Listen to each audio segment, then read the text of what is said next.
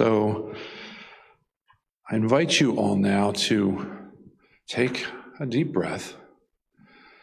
Feel that breath going in, that oxygen that is feeding you, sustaining you.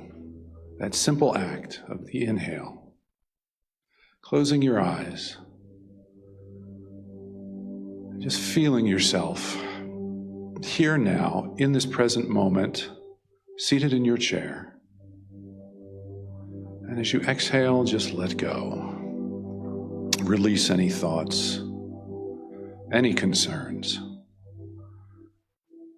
As your breath flows, all of those concerns just flow away.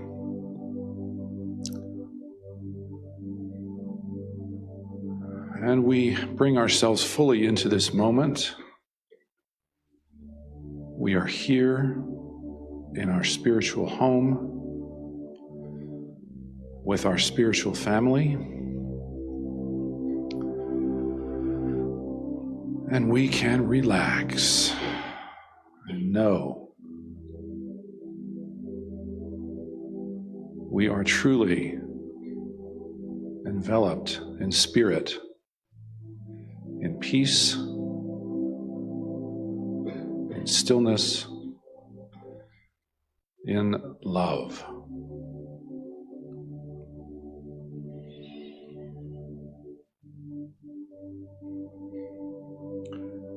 God is present here and now as we let go and bring ourselves into a full awareness of the present moment, which is the presence of God.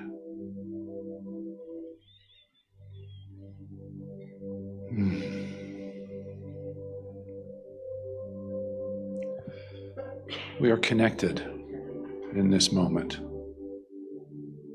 Heart, soul. And as we feel ourselves supported by the chair that we are in, we allow our hearts to open and fully connect with everyone in this space.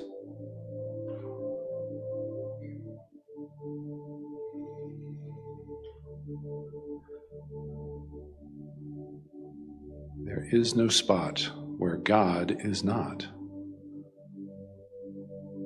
And we here are each a part of God,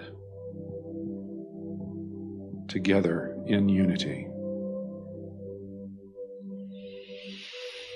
So taking another deep breath and drawing in that presence, that life-sustaining presence, and again releasing, dropping the shoulders, letting go.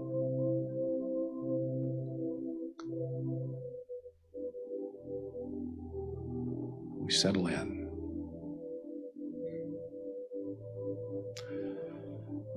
And in this peace, we take a moment to bring to mind any loved ones,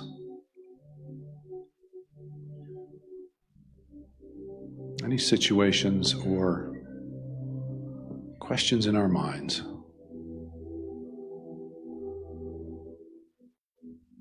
And holding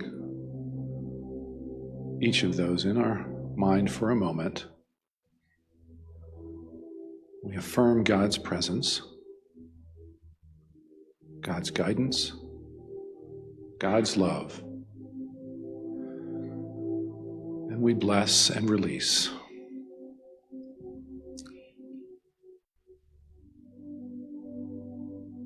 In faith and trust, we take a moment in silence.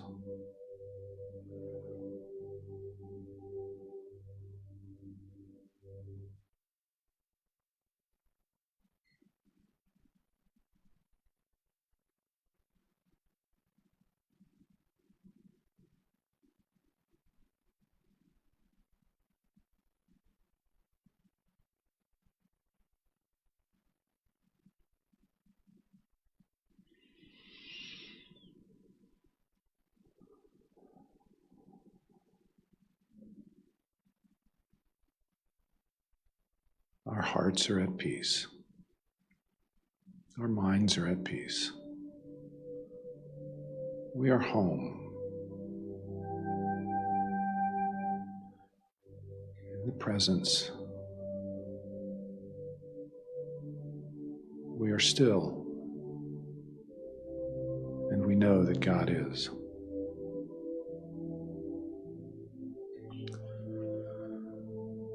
So we take this presence, we feel it, we allow it, we are this presence. We are grateful for this time together, for this time to meditate, this time to pray, this time to love. And we say, thank you, God, and Amen.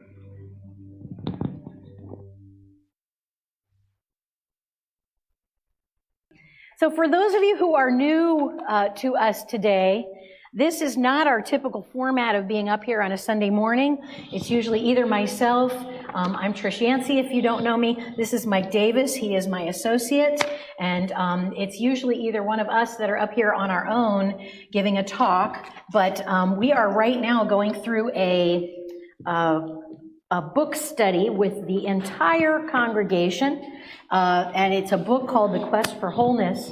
We are on week 7 of 8 weeks. So this coming week, we're going to be reading the last chapter together. But Mike and I wanted to do some of this together and bring you into our breakfast meetings that we often have at the Avon Park Diner or Dee's Place or wherever it is that we end up being at, contemplating life, moving through these spiritual lessons that we're all working on. And so we decided through this process we wanted to do at least every other week of this together. So we're going to have more of a discussion format. Those of you who have been here know that. But yet another just light and airy chapter about things like love and codependency and, so we'll just have a light conversation, shall we?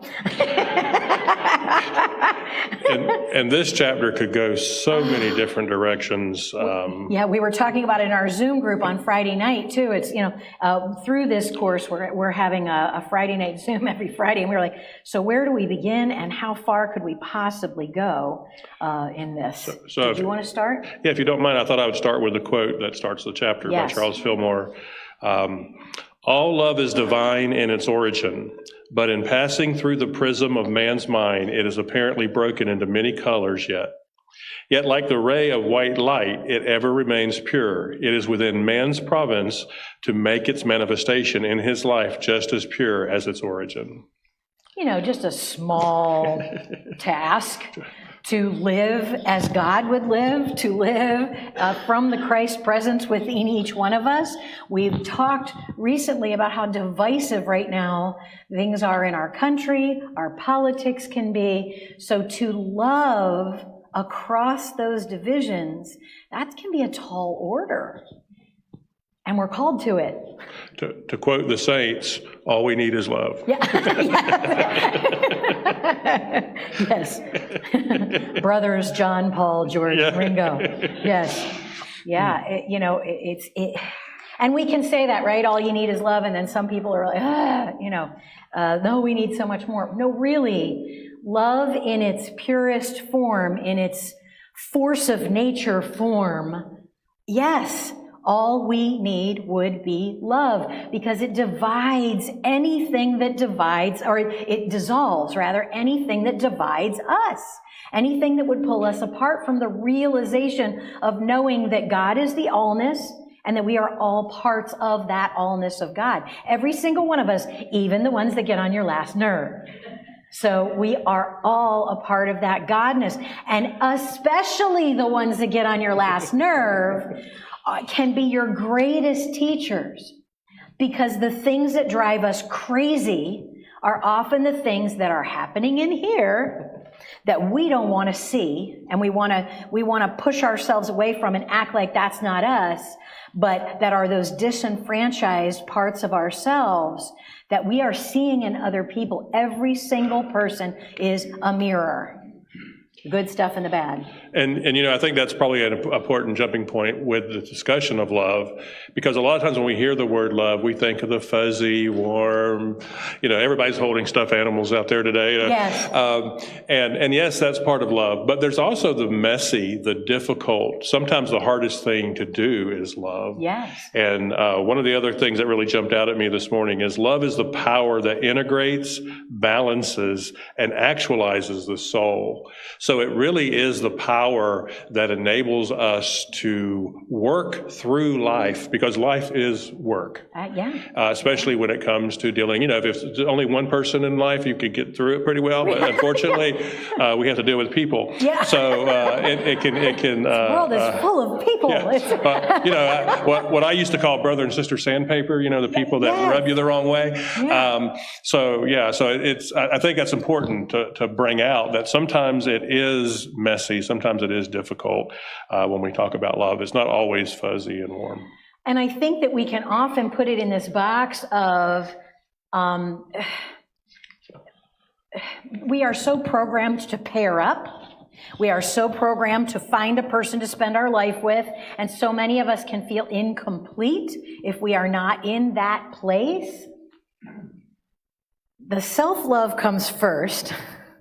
Any relationship we ever end up in is a reflection of our state of self-love and where we are with that process. And that person gets to be our mirror for us. But that's so limiting, and we use the word love for so many things. I love my kids. I love my grandkids. I love my late husband. I love Sebring. I love ice cream. They're not all the same love, right? But in the larger sense, they are. Love is that attraction between us and everything else in life. It is the force that brings things to life. I can't remember where that quote was. Darn it.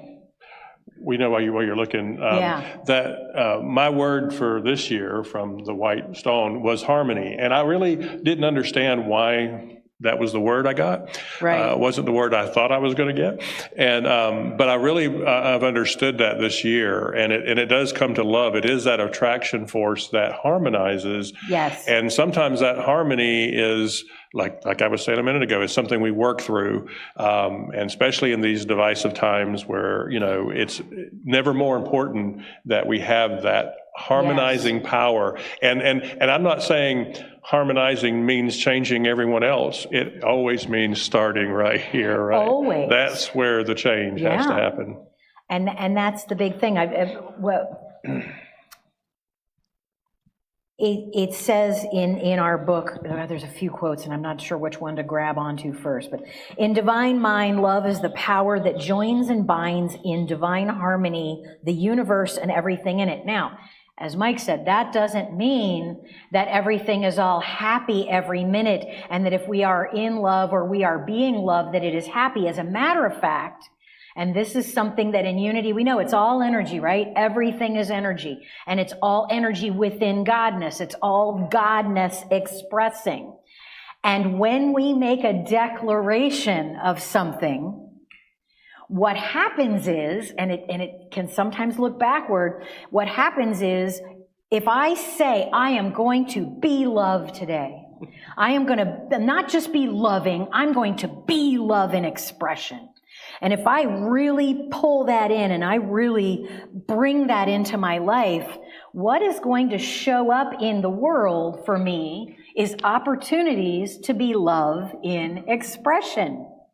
And that might be somebody calling me up to say, I love you, and I just want to tell you how important you are in my life. And it might be that. More often, when we say, I'm going to be loved today, the universe goes, okay.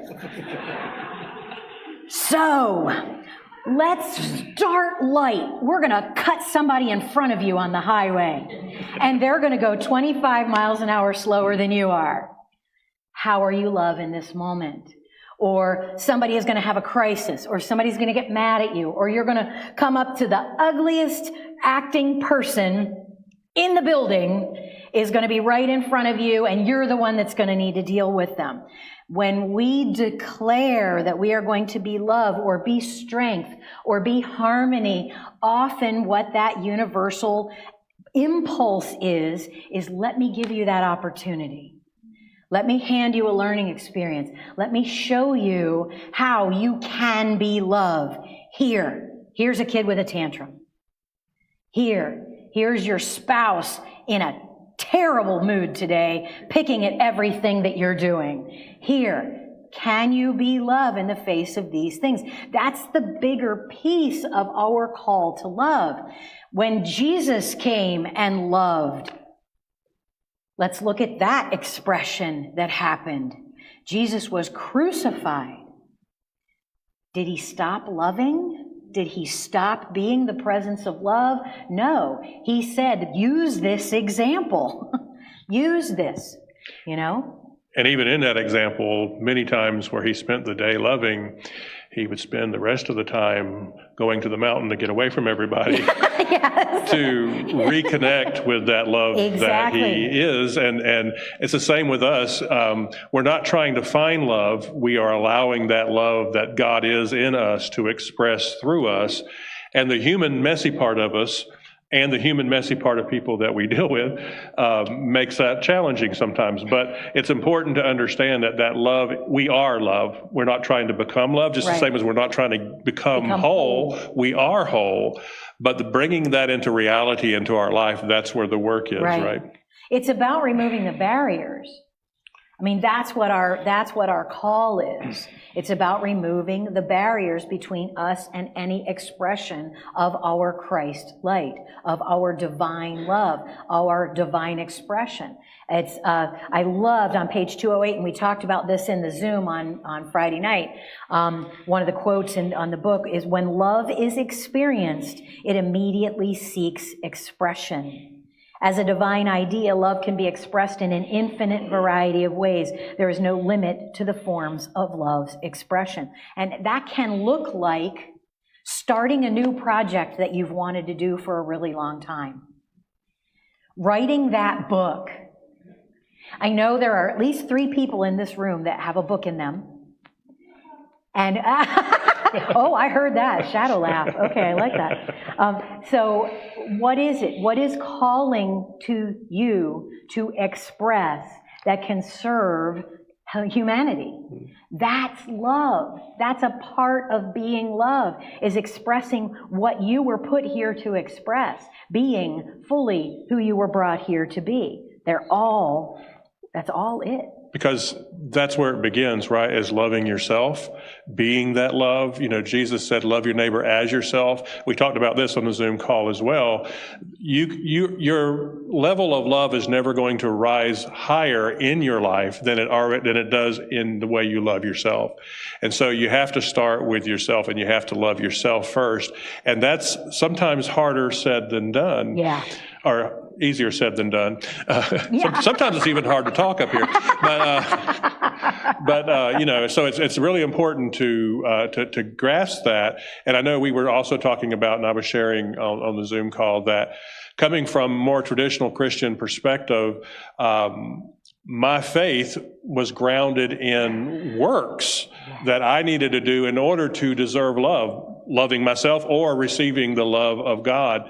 I love the fact that now I can understand that I am love and I am the beloved, even to myself, and I can love myself. And, we talked about codependency on Friday night as well, and I realized that I had a codependent relationship with God. It was all based on what I had to do to earn that. Even ministry, I was sharing with the group that it's one of the reasons I really challenged to get back into ministry, because once I realized in my life that ministry was based on trying to earn, trying to deserve. And so this go around, I told Trish that in the beginning, I said, this is a whole completely different path for me, because now I've learned I am love, and I've learned to love myself, and I'm learning every day to love myself, because that's the starting point. Yeah.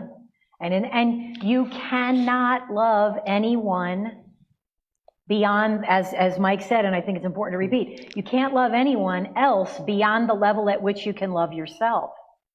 And I think oftentimes it's hardest to love ourselves.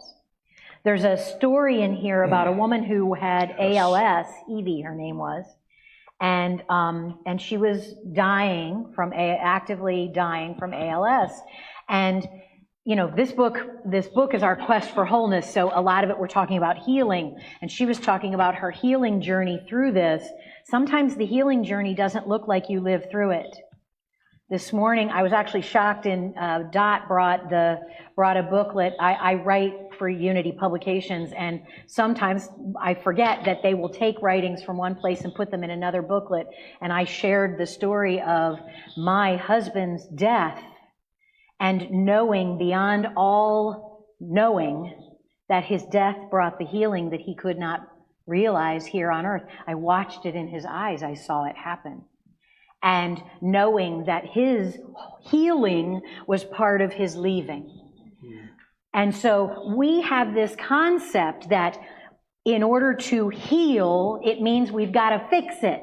It talks about that throughout this book, that we're trying to fix things. No. Anything that shows up in our life, whether it's something that is fun and fluffy or whether it is a dire illness, if we choose, is here for our good, for our betterment, and for our learning. My husband's cancer was here for his learning. He let go and went through such processes in the time that led to his passing that were so beyond healing for him. And he said to me, I'm good. I've done all the digging in the dirt I want to do. We in Unity, we're real big to dig into everything. Where is that coming from? Why do you hold that belief? How can you release it? How can you heal it? What can you do with it? We're real big into digging in the dirt. And he said, I'm pretty satisfied with where I've gotten.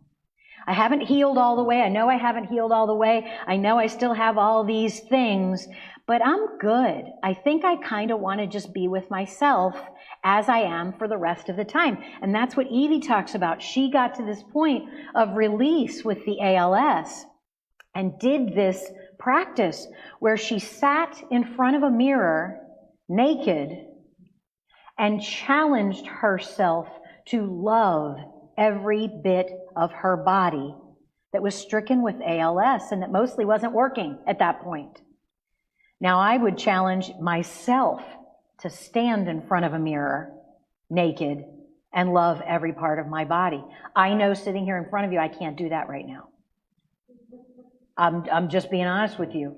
I pick myself apart consistently. So how do I take that process of learning to love myself and the skin that I'm in and bring it into, if I were ever to be blessed with another relationship, to bring it into that relationship, to love myself enough to draw someone to me that we can walk forward and learn together in evolutionary ways from this point forward. That's part of the love journey. And I think that's a beautiful picture of what loving ourselves and loving others is. We talked about this on Friday night as well, is the beginning place of love is acceptance. Yes. Of ourselves and of others, and not about changing others or fixing others, but actually accepting them for who they are, and yet at the same time holding in prayer, in love, for their highest good, for their best, wanting that for them. And I think that's, and even those who, we're going to be spending the holidays with, that may be challenging. We were talking about how sometimes it is the hard people to love, but we all can hold everyone in love, praying for their highest good and for their best. Yeah. That is the ultimate expression of love. And at the same time, every relationship should be, I shouldn't be shouldn't. Right. But, don't should on yourself. Could be actually an expression of encouraging each other to become that better version of ourselves, what we want to be, right? Yeah. And that is, and spoiler alert, we're never going to arrive. You know how GPS sometimes says that? You have arrived at your destination. No, we won't hear that in life. Right. We will constantly be growing and changing. Love the journey, love where you are, Yeah. love yourself, and love the passengers that are on this journey Right. with you.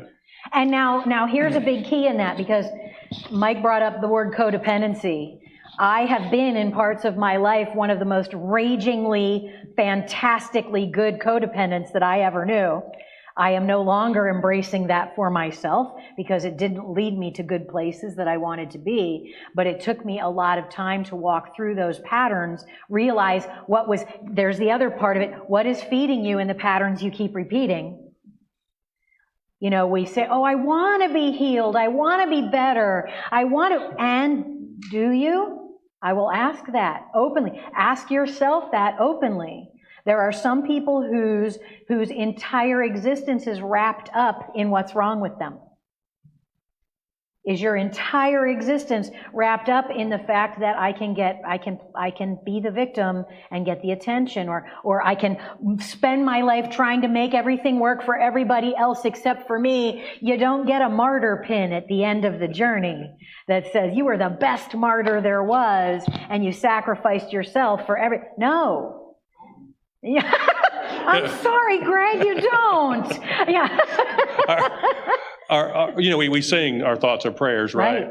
And our life, it is an act of prayer. Yes, as we live every day.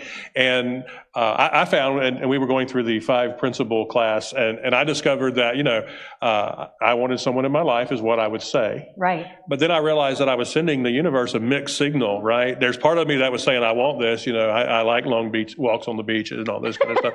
And at the same time, you like pina coladas? No. That's different talk. Yeah. But then at the same time, I was sending a whole different message of what I was believing and wanting. And so even that growth part, it's real important to look into what is that heart's desire and what it is that we are trying to manifest. Yeah, what are we doing to achieve it? And I derailed myself. I'm so good at that. What I wanted to touch on as well is the codependent piece or the loving piece.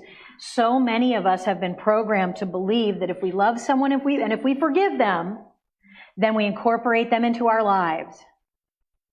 Don't fall into that trap. There are so many people, forgiveness is its own part of love. Forgiveness is its own kind of love. Often the person we need to forgive the most is ourselves. But if we can allow ourselves to let go resistance, this whole journey is about letting go of resistance to whatever it is, to keeping people at bay, to keeping people away from me, to being right, to, all of these things. If we can let go our resistance, then things automatically clear and things can automatically heal. That does not mean that if there is someone in your life that has abused you, that has hurt you, that is an unhealthy relationship, and that is just not going to change, because we're not here to change anybody else. We are not here to change anybody else. We are here to find the godness within ourselves and to express it. Our life will automatically change depending on where we are on that journey. But it does not mean holding close people who have hurt you and will continue to hurt you and not do anything about changing their behavior. That isn't what forgiveness means, and that isn't what the expression of love means. You can love someone from a distance. I have 2 ex-husbands. So that's right, if you're doing the math, 3 times I've been married, yes. Hey, it's all a work in progress. But I have 2 ex-husbands. They are wonderful people. I love both of them. And it is a great thing that we are not married.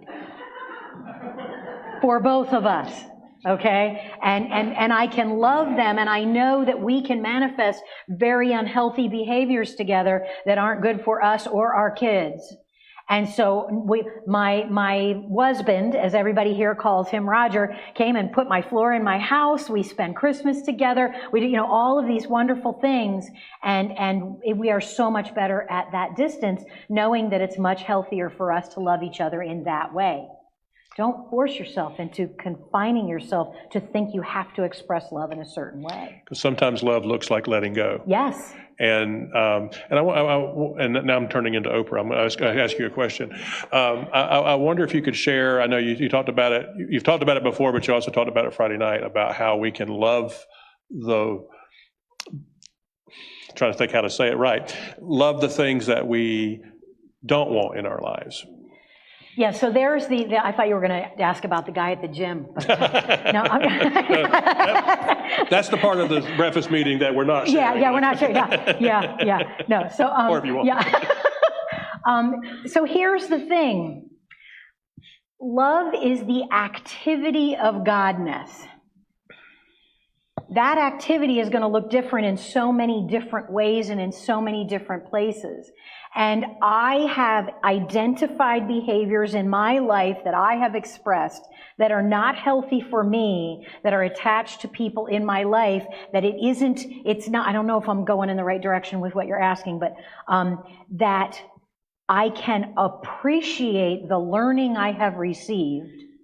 I can appreciate the experiences that I had that grew me, and I can allow them to be exactly what they need to be. We don't have to fix anything. Even in ourselves, it's not about fixing. It's about releasing resistance to whatever it is. And so I can allow those things to have taught me what they taught me, to let them go and just allow them to be without my participation. And where I was going was how love is an attractive force. Yes. And how when we can love the wrong things and attract them into our lives is what we were talking about. Yeah. Right? So when we hold certain patterns in our life, and we wouldn't say that we love those, right? But yet we do. Oh yeah, well that was the other piece, right. And we talked about this on Friday night. So if you're in an argument with somebody, or there's somebody that annoys you, and you know you're going to be talking to them, you can go into this pattern of making your case as to why they're a jerk, or why you're so justified in your anger. You can spend all this time fueling the fire between you and that situation or you and that person. We would never say, I love arguing with my spouse. But if we have an argument that goes on for 3 days with our spouse, you hit the argument, then you get the silent treatment, then you get the whatever else. That is a form of love.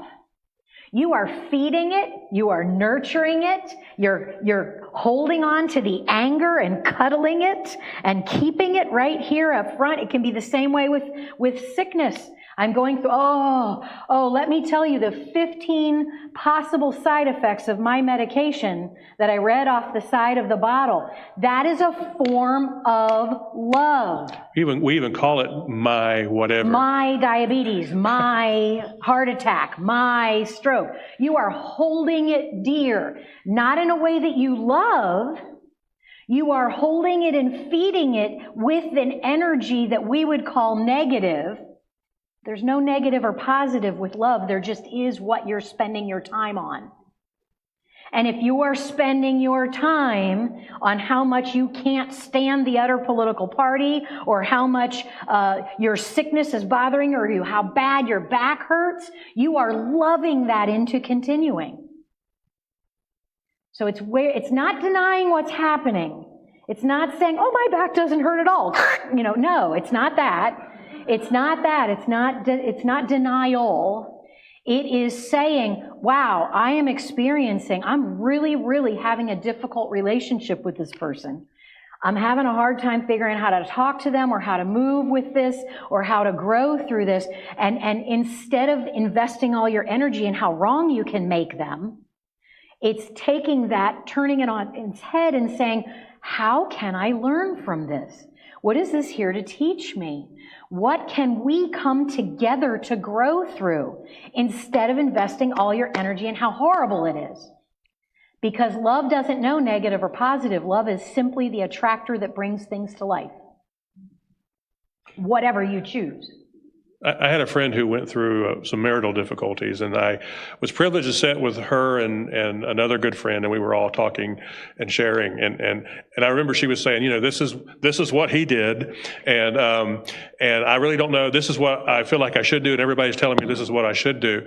And the friend of mine, who is a wise woman, she spoke up and she said, really it depends on what are you willing to put up with in your life. What do you want your life to be? If you're willing to pay that price to have him in your life still, that's your choice. We make that choice every day by what we love, what we allow. And so if you want to hang on to my diabetes or whatever, you can. Or we can say, is there something that I should be doing differently, could be doing differently? Let me change that should again. Yeah. Is there something I could be doing differently because I want to be healthier and I want to be whole? It's not good or bad. It's not right or wrong. It's not about fixing. It's about having the best life and the best life experience you can have.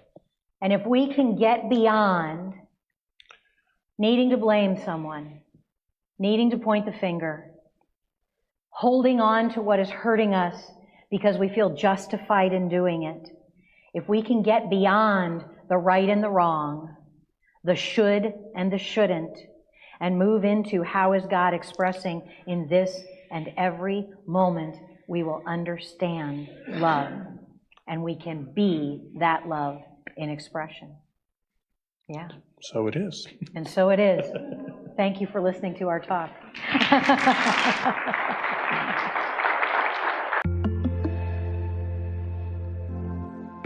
Thank you for joining us today. Please visit www.unityofsebring.org for more information, to submit a prayer request, or to donate to our ministry. We hope to see you again very soon.